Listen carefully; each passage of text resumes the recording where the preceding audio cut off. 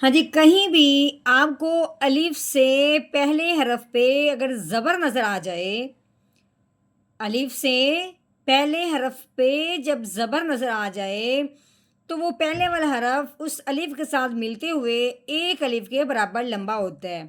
اب ہم نے رو کو ایک الف کے برابر لمبا کرنا تھا، کیسے؟ رو الف زبر رو، ٹھیک ہو گیا۔ لیکن اس کے اوپر اب مد بھی آ گئی ہے، ٹھیک ہو گیا۔ اب الف کے اوپر مد آ گئی ہے، الف تو پہلے رو کے ساتھ ملا ہوا ہے، ایک الف کے برابر لمبا ہو رہا تھا، مد آنے کی وجہ سے اب ہم نے رو کو 3 الف کے برابر لمبا کر دیا، ٹھیک ہو گیا۔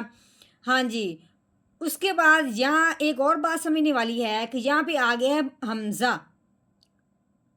مد کے فوراً بعد اگر حمزہ آ جائے اسی کلمہ میں، یہ ورا ایک ہی کلمہ ہے، اسی کلمہ میں مد کے فوراً بعد اگر حمزہ آ جائے تو اس مد کو مد متصل کہتے ہیں۔ متصل کا مطلب کیا ہے کہ لفظ کا آپس میں جڑنا، آپس میں ملنا۔ اب حمزہ جو ہے وہ مد کے ساتھ ملی ہوئی ہے، جڑی ہوئی ہے، ان دونوں کے درمیان فاصلہ نہیں ہے۔ اگر حمزہ اس کلمہ میں ہوتا، غو کی جگہ ہوتا، تو پھر ہونا تھا کہ یہ دوسرے کلمہ میں حمزہ آ گیا ہے، پھر اس مد کا نام ہو جانا تھا مد منفصل، یعنی کہ فاصلہ ہوا ہے لیکن حمزہ کے فوراً بعد حمزہ ہی آیا ہے، کوئی اور درمیان میں حرف نہیں آیا۔ تو اگر یہ نام کا فرق نہیں آئے گا، صرف نام کا بولنے میں فرق آئے گا، پڑھنے میں اتنا ہی رہے گا، ٹھیک ہے۔ مد متصل ہو یا مد منفصل ہو، اس کو اب ہم نے 4 الف کے برابر لمبا کرنا ہے، ٹھیک ہو گیا۔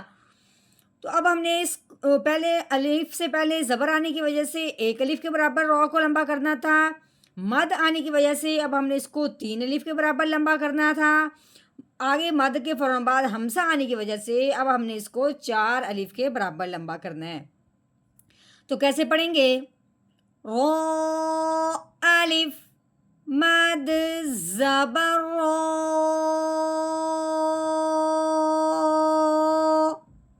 وارو،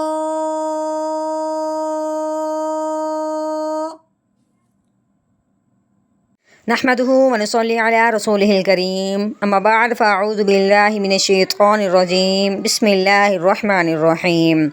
السلام علیکم ورحمۃ اللہ وبرکاتہ۔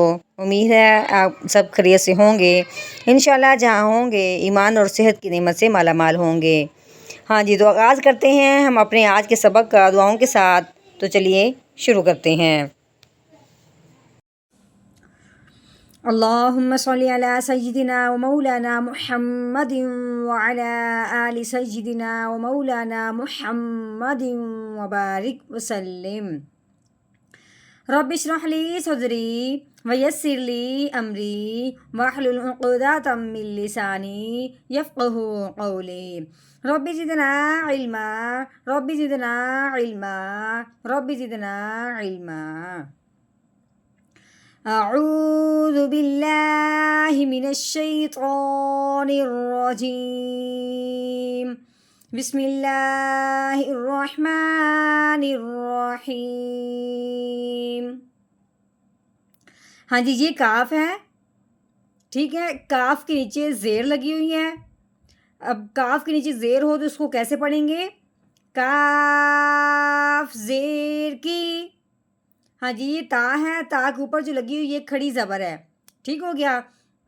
ہاں جی، کھڑی زبر ہو کسی حرف کے اوپر یا اسی طرح کی نیچے آ جائے تو وہ کھڑی زیر ہوگی، اور اس طرح کے اوپر گول گول تو ہو اس کو الٹا پیش کہتے ہیں، ٹھیک ہے۔ اگر کھڑی زبر ہو، کھڑی زیر ہو، الٹا پیش ہو کسی حرف اوپر تو اس حرف کو ایک الف کے برابر لمبا کرتے ہیں۔ تو کیسے پڑھیں گے؟ تا کھڑی زبر تا، کی تا، ہاں جی، آگے یہ با ہے، با کے اوپر زبر لگی ہوئی ہے، با زبر با، کتابا، ہاں جی، آگے یہ ہاں ہے، ہاں کے اوپر یہ الٹا پیش ہے، ٹھیک ہے۔ اس طرح کے اوپر ہو تو کھڑی زبر ہوتی ہے، اسی طرح کی نیچے ہو تو کھڑی زیر ہوتی ہے، اور یہ الٹا پیش ہے۔ تو اب یہ ہاں کے اوپر الٹا پیش آیا ہے، تو اب ہم نے ہاں کی آواز نکالتے ہوئے اس کو الٹا پیش کو پڑھنا ہے، وہ بھی ایک الف کے برابر لمبا کرنا ہے۔ تو کیسے پڑھیں گے؟ ہا الٹا پیش ہو، کتابہ ہو، ٹھیک ہو گیا. ہاں جی آگے یہ واؤ ہے، واؤ کے اوپر لگی ہوئی ہے زبر. واؤ کے اوپر زبر ہو تو اس واؤ کو گلائی سے پڑھتے ہیں، ٹھیک ہے. واؤ زبر وا، ٹھیک ہو گیا. آگے یہ رو ہے، یہاں بات تھوڑی سمجھنے والی ہے. رو کے اوپر زبر لگی ہوئی ہے، ٹھیک ہے. آگے ہے الف. الف سے پہلے حرف پہ جب زبر آ جاتی ہے تو وہ پہلے والا حرف الف کے ساتھ ملتے ہوئے ایک الف کے برابر لمبا ہوتا ہے. جیسے کہ اب ہم نے پڑھنا تھا رو الف زبر رو، ٹھیک ہو گیا. لیکن اس کے اوپر کیا آ گئی؟ ماد آ گئی. ماد آنے کی وجہ سے اب ہم نے اس رو کو 3 الف کے برابر لمبا کرنا ہے، ٹھیک ہو گیا. تو مد کے فوراً بعد کیا آ گیا؟ حمزہ آ گیا. یعنی کہ وروآ ایک ہی کلمہ ہے، ایک کلمہ کے اندر مد بھی ہے، اسی کلمہ کے اندر ہی حمزہ آ گیا. یعنی کہ حمزہ مد کے ساتھ آیا ہے. تو حمزہ اگر مد کے ساتھ آ جائے، فوراً آ جائے، اس حمزہ کی وجہ سے مد کا نام ہو جاتا ہے مد متصل. متصل مطلب ملنا، جڑنا، علیحدہ نہیں ہے، جڑا ہوا ہے. یہ حمزہ مد کے ساتھ جڑا ہوا ہے، ملا ہوا ہے. تو اس حمزہ کی وجہ سے مد کا نام مد متصل ہوا. تو مد متصل کو 4 الف کے برابر لمبا کرتے ہیں، ٹھیک ہو گیا. الف سے پہلے زبر آنے کی وجہ سے اس کو 1 الف کے برابر لمبا کیا ہے. مد آنے کی وجہ سے اس کو پھر ہم نے 3 الف کے برابر لمبا کرنا ہے. پھر ساتھ ہی حمزہ آنے کی وجہ سے اس مد کی وجہ سے رو کو ہم نے 4 الف کے برابر لمبا کرنا ہے. تو کیسے پڑھیں گے؟ رو الف مد زبر رو، وارو، حمزہ زبر آ، وارو آ. ہاں جی آگے یہ رو ہے، رو کو نرمی سے ادا کرتے ہیں، اس کے اوپر زبر لگی ہوئی ہے، ٹھیک ہے. آگے یہ ہا حلق کی گہرائی سے نکلنے والی، اس کے اوپر جزم لگی ہوئی ہے. یہ جو دالما بنی نا اس کو جزم کہتے ہیں. یہ جزم جس حرف کے اوپر آتی ہے اس حرف کو ساکن کہتے ہیں، ٹھیک ہے. ہاں جی جزم ہا کے اوپر آئی ہے تو یہ ہو گیا ہا ساکن. ہر ساکن حرف جو ہوتا ہے وہ پچھلے والے کو اپنے ساتھ ملاتا ہے. اب ہم نے رو کو ہا کے ساتھ ملانا ہے تو کیسے پڑھیں گے؟ رو ہا زبر رو، کیسے؟ رو. آگے یہ رو کے نیچے زیر لگی ہوئی ہے، اگر رو کے نیچے زیر آ جاتی ہے تو رو کو باریک کر کے پڑھتے ہیں. تو کیسے پڑھیں گے؟ رو زیر ری، رو ری. ہاں جی آگے یہ ہا کے نیچے جو لگی ہے یہ کھڑی زیر ہے، ٹھیک ہو گیا. اب اس کے اندر تینوں چیزیں آ گئی. یہ کھڑی زبر ہے، یہ کھڑی زیر ہے، یہ الٹا پیش ہے. جس جگہ پہ یہ آ جاتے ہیں اس حرف کو 1 الف کے برابر لمبا کرتے ہیں. اب ہم نے ہا کو 1 الف کے برابر لمبا کرنا ہے تو کیسے پڑھیں گے؟ ہا کھڑی زیر ہی، رو ری ہی، ٹھیک ہو گیا. اب آگے یہ گول دائرہ جو ہے نا اس کو وقف کہتے ہیں. کیا کہتے ہیں؟ وقف کہتے ہیں.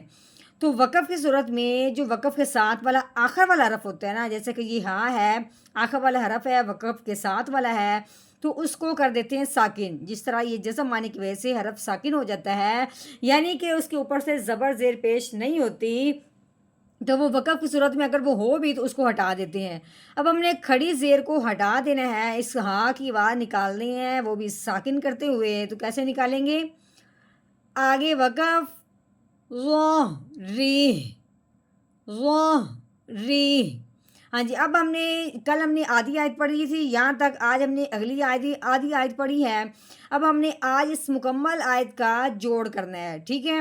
تو چلیے شروع کرتے ہیں. انشاءاللہ امید ہے کہ آپ کو ایک بات کی بھی سمجھ آئی ہوگی. چلو اب ہم روانگی کرتے ہیں. اعوذ باللہ من الشیطان الرجیم. سورۃ الانشقاق مکیہ بسم الله الرحمن الرحيم وأما من أوتي كتابه وراء ظهره